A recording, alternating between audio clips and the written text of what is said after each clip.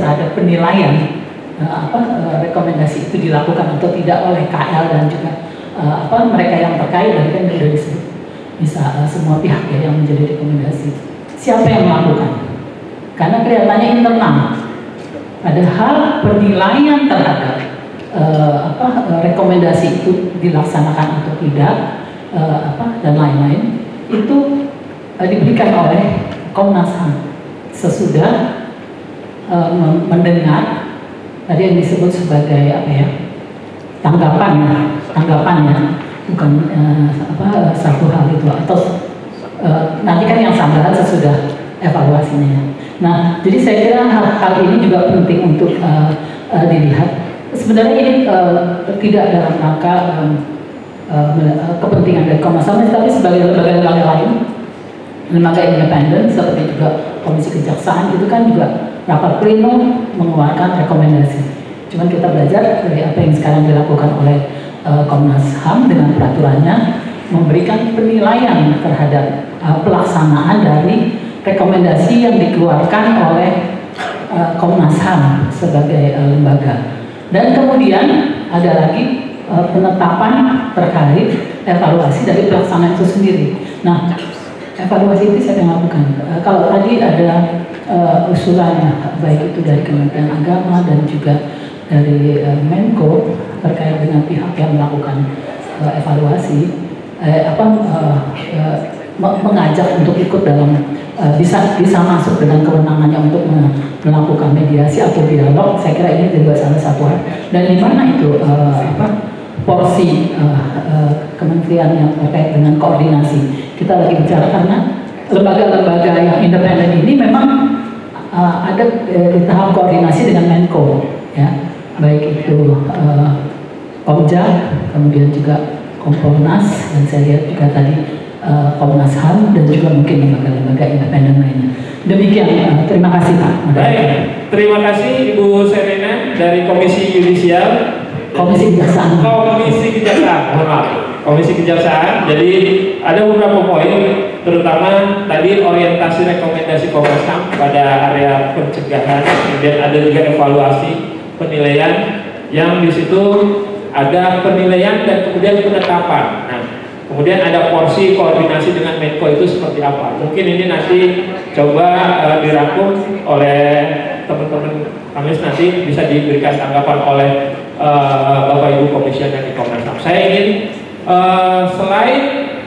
selain mempertanyakan dan lain sebagainya, mungkin ada ide, gagasan, menambahkan ataupun memberikan solusi-solusi atas rekomendasi yang selama ini diberikan Komnas HAM plus setelah adanya Perkom nomor 1 tahun 2025. Tadi saya lihat ada Bapak dari Kejaksaan, silahkan Pak.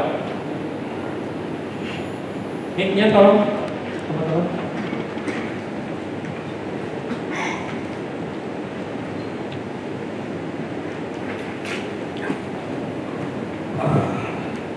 Terima kasih atas kesempatan yang diberikan. Nama saya B dari Direktorat Ambrak.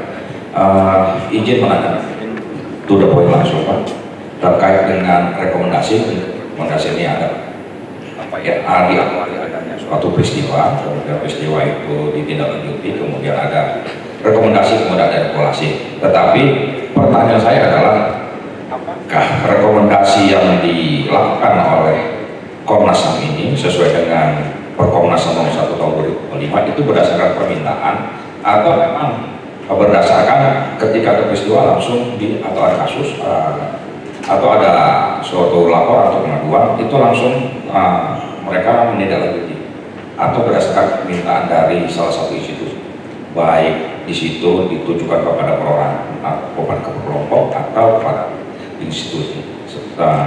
Kemudian di dalam Perkomnas HAM 21/2025 itu sudah sistem sanggah. Artinya hasil dari rekomendasi tersebut bisa ditindaklanjuti, bisa dilaksanakan, tapi endingnya adalah mau tidak mau rekomendasi itu harus dilaksanakan. Nah, ketika ada sanggah yang dilakukan oleh baik perorangan, institusi ataupun kelompok, itu kalau dia tidak melaksanakan atau pun melaksanakan ending akhirnya seperti apa, mungkin itu sudah ditanyakan juga sama oleh penanya yang lain, tapi hanya mempertegas saja. Itu saya, terima kasih. Baik, terima kasih dari Kejaksaan. Ada dua, yang pertama adalah rekomendasi apakah berdasarkan permintaan atau memang ada laporan. Yang kedua adalah sistem sangka tadi yang juga sudah disampaikan dari LPSK tadi. Sistem sangkanya itu seperti apa dan lain sebagainya. Oke, Bapak Ibu terima kasih atas respon, tanggapan maupun ide masukannya. Masih ada Bapak Ibu? Tolong mic-nya disiapkan di sebelah kanan dan nanti siap-siap di meja tengah tadi dekat Bapak-bapak jaksa. Silakan Pak. Ya, terima kasih Bapak Moderator. Assalamualaikum warahmatullahi wabarakatuh. Waalaikumsalam warahmatullahi wabarakatuh. Saya Romi Rusli dari Kementerian BUMN. Senang sekali bisa memberikan respon juga dalam acara sosialisasi Perkom 1 tahun 2025 ini. Ada 3 hal yang ingin saya lebih elaborasi terhadap Perkom 1 tahun 2025 ini. Tapi intinya adalah saya sangat berharap dan sangat menginginkan agar Komnas HAM itu memiliki sama seperti harapan-harapan yang menghadapi sebelumnya. Komnas HAM itu tidak menjadi dalam tanda kutip macam ompong ya dalam melakukan rekomendasinya, sehingga dia mempunyai kekuatan yang bisa dipertanggungjawabkan. Dan saya kira penyusunan Perkom 1 tahun 2025 ini tahap yang bisa meningkatkan tata kelola di Komnas HAM dalam hal menyusun dan melahirkan sebuah rekomendasi tahap. Tapi ada secara legal ya, saya kebetulan di Asdep Peraturan Perundang-undangan, saya melihat ada hal yang kurang pas ya. Tujuan rekomendasi di pasal 2-nya itu adalah memastikan penerima rekomendasi menindaklanjuti rekomendasi. Memastikan penerima rekomendasi menindaklanjuti rekomendasi. Tapi kemudian kita baca juga di pasal 15, 16, dan 17 itu rekomendasi itu ada yang bersifat sudah ditindaklanjuti, dalam hal sudah menindaklanjuti, kemudian tidak dapat menindaklanjuti dan tidak menindaklanjuti dengan berbagai kondisinya. Saya kira ini kondisi yang tidak sesuai dengan tujuan rekomendasi, khususnya terhadap yang tidak dapat menindaklanjuti dan tidak menindaklanjuti. Di dalam Perkom ini tidak terlihat ya bagaimana way out yang diberikan ketika ada rekomendasi yang tidak dapat menindaklanjuti, sudah diidentifikasi tidak dapat menindaklanjuti dan tidak menindaklanjutinya. Saya kira inilah mungkin apakah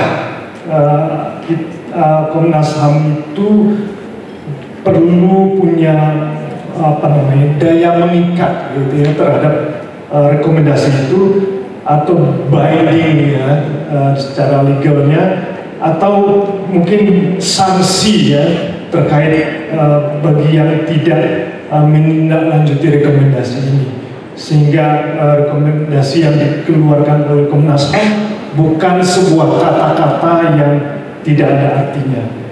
Kemudian saya juga ini masalah yang ketiga adalah hal mengenai istilah hasil penilaian akhir ya di dalam pasal-pasal terakhir di Perkom ini, atau disebut sebagai rekomendasi final. Apakah misalnya dengan adanya perkembangan waktu hasil penilaian akhir ini dapat berubah atau tidak bisa diubah, karena ini sifatnya kan disebut sebagai hasil penilaian akhir, namun bisa jadi dalam perkembangan waktu hal-hal yang ada di dalam penilaian akhir atau rekomendasi final ini tidak lagi sesuai dengan kenyataan atau bukti-bukti yang ada. Apakah itu bisa masuk dalam kerangka pasal 21 tentang evaluasi penilaian tindak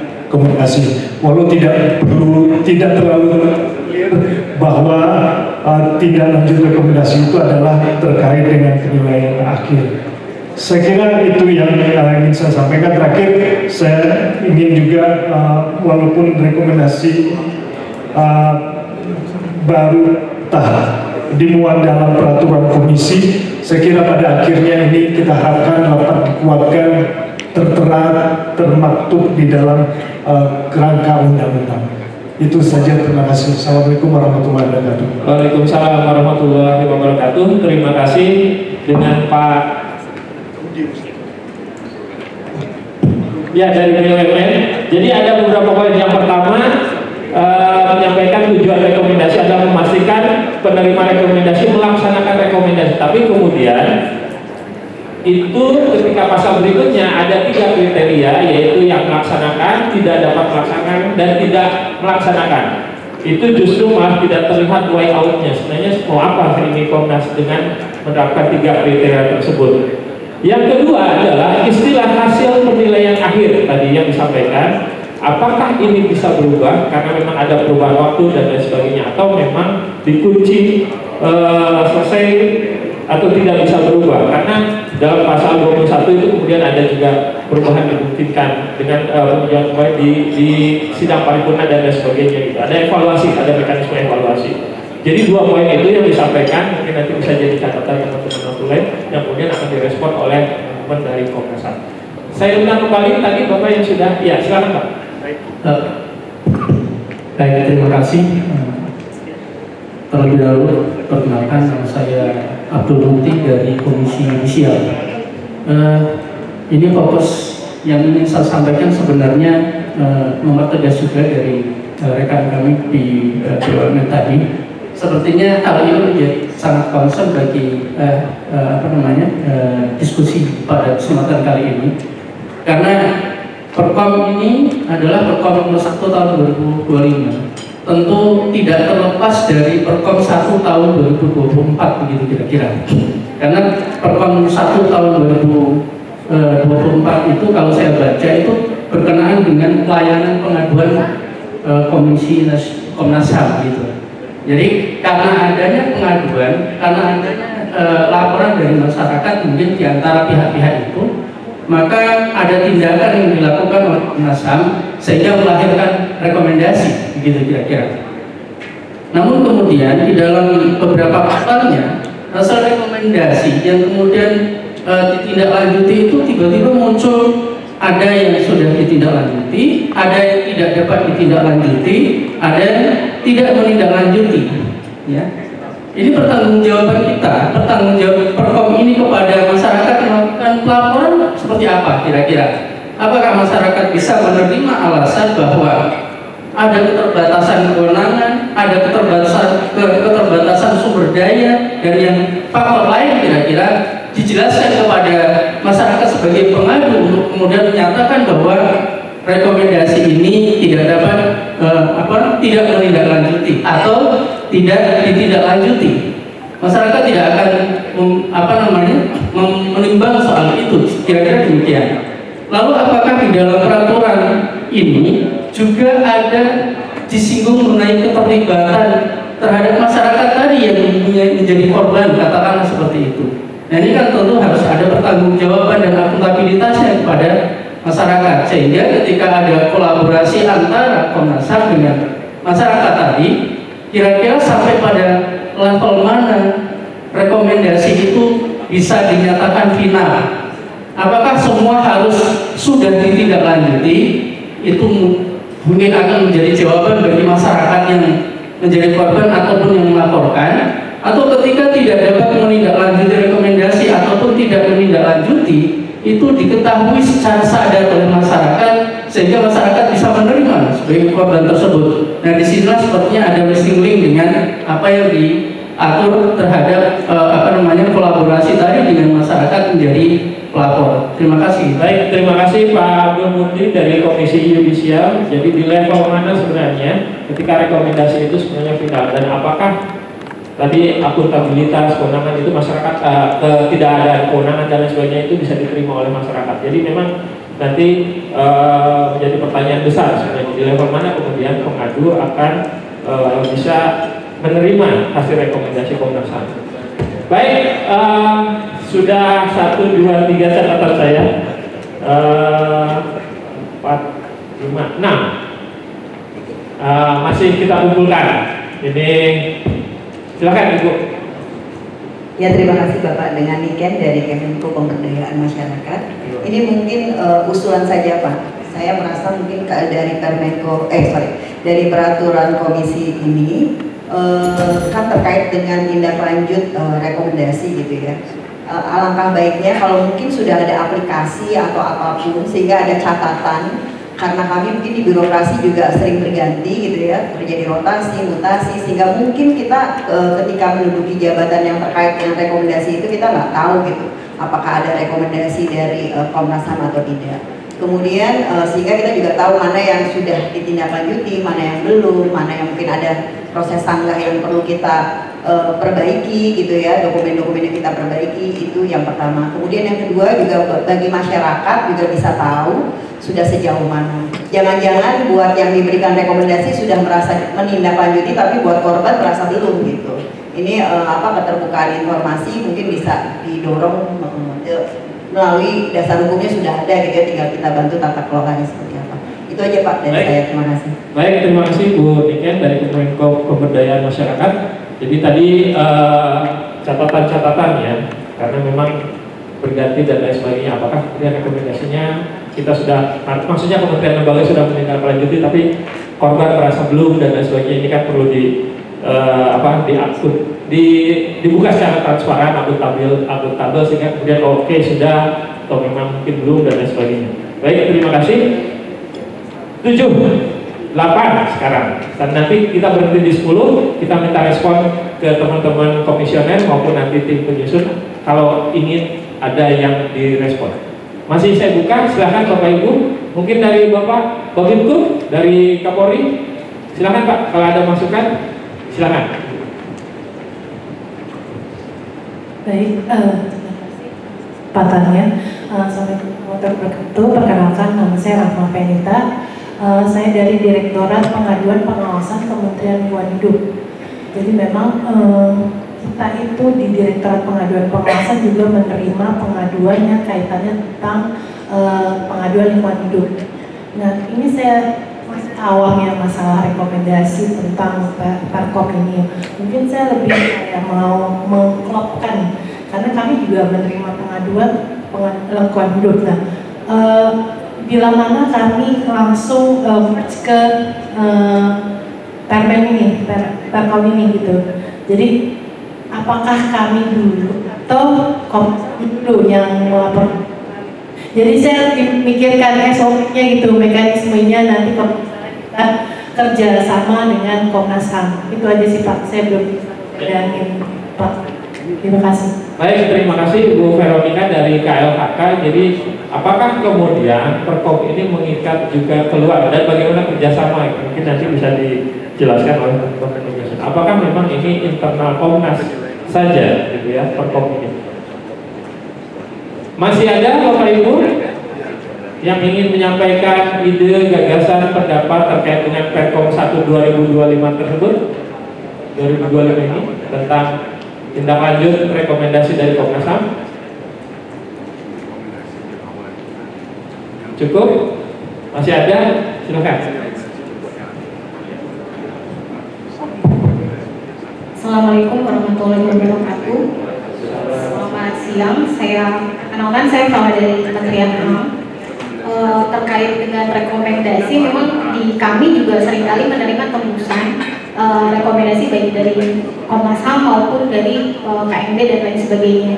Nah, karena kami memang mempunyai fungsi koordinasi pada 24 dan 25 April yang lalu, sebetulnya Wakil Menteri kami sudah mengadakan pertemuan dengan NHRI terkait membahas tindak lanjut rekomendasi yang memang dikeluarkan.